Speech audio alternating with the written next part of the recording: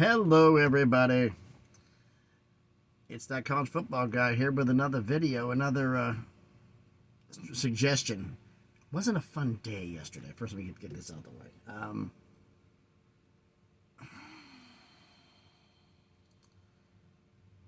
Made the video yesterday. Was about where I was going to be going. I stayed in Williamsport.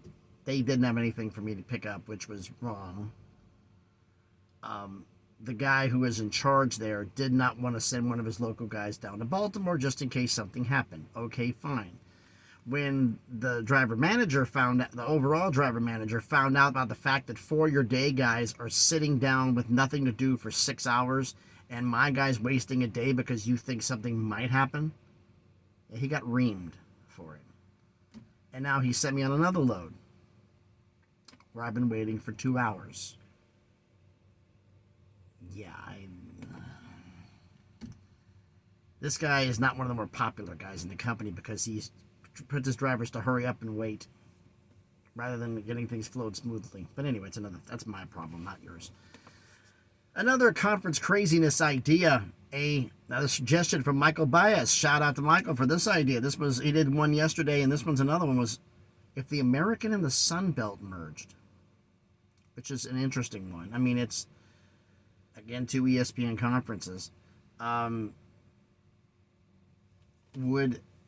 Is there value here? Now, the fact is, this isn't as cross-country as the American and the Mountain West. The Sun Belt's primarily in the South and a little bit into Texas, which the American has schools in. So it basically is almost the same footprint.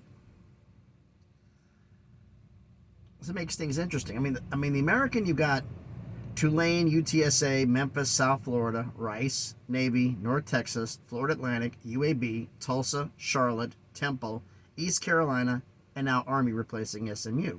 The Sun Belt, you got James Madison, Appalachian State, Coastal Carolina, Old Dominion, Georgia State, Georgia Southern, Marshall, Troy, Texas State, South Alabama, Arkansas State, Louisiana, Southern Miss, and ULM. So you look at American states that they're in. You got Louisiana, Texas, Tennessee, Florida, Maryland. There, I got Texas. I got Florida. Alabama, Oklahoma, North Carolina, Pennsylvania, and Indiana. And we also have here, we have Virginia, and the Sun Belt's Virginia, the states that they're in, Virginia, North Carolina, South Carolina, Georgia, West Virginia, Alabama, Texas, Arkansas, Louisiana, and Mississippi. It's basically the same footprint, pretty much. I mean, it's kind of basically all the states in that little area basically fills in the holes of everything else. It pretty much has a lot of it. So footprint-wise, they kind of overlap. So travel wouldn't be that big of an issue. Brand-wise, you have, like, you're talking about this is a 2018 conference because each one has 14. This is going to be a big one.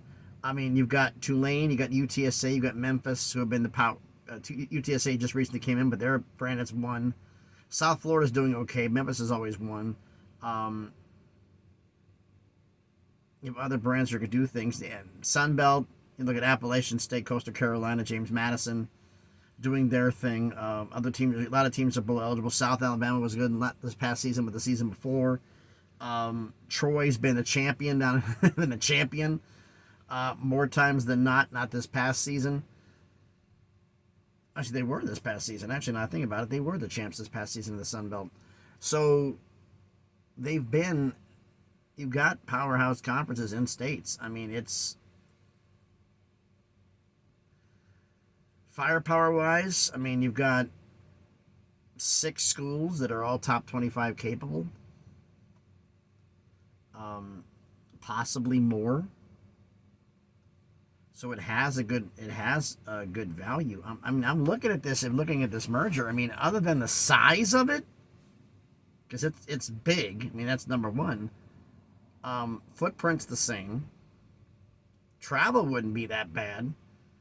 I mean, the only outlier you have, you have Indiana for Army. And Tulsa and Oklahoma, but you got Texas nearby. Indiana, you don't really have anything in Ohio and Illinois and Kentucky. or Tennessee. I mean, that's a little bit of an outlier. But other than that, it's not that bad. Like I said, the only problem I would have with this is the size, but in terms of teams, rivalries, this could work. It's just the size of it. The size of the conference is what gets me, because it's just so damn big. I mean, obviously another one would just be football only, because I'm looking at it for basketball, and this is ridiculous. But football only, like Navy and Army are only in their football only anyway. I think this could actually work. It's just I don't like the size because of the number of teams. And scheduling, I mean, you'd have two 14-team divisions.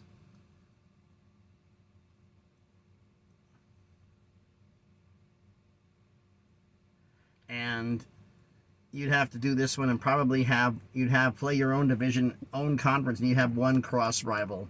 One game you play a year. Take a long time to go through everybody, but you can do one across, and then, which you do some things, and then get you to go through championships. But other than the size of it, I can't see a reason to say no to this. Academics aren't a concern. It's kind of a good fit. But that's just me. Thinking it's a good fit, because I'm trying to look at this, and like I said, you have Army as the outlier. You'd have, I mean, look at this. Let's see, James Madison's in Virginia, Old Dominion's in Virginia. Anything that's in the Virginia there. So you have two in Virginia there. You have Temple in Pennsylvania, which is a little bit of an outlier as well. Look at that. You got Charlotte and East Carolina in the state of North Carolina, plus Appalachian State in North Carolina. You have Coastal in South Carolina. You have two schools in Georgia, one in West Virginia. You'd have Troy, South Alabama, and UAB in the state of Alabama. You'd have two in Louisiana, one in Mississippi.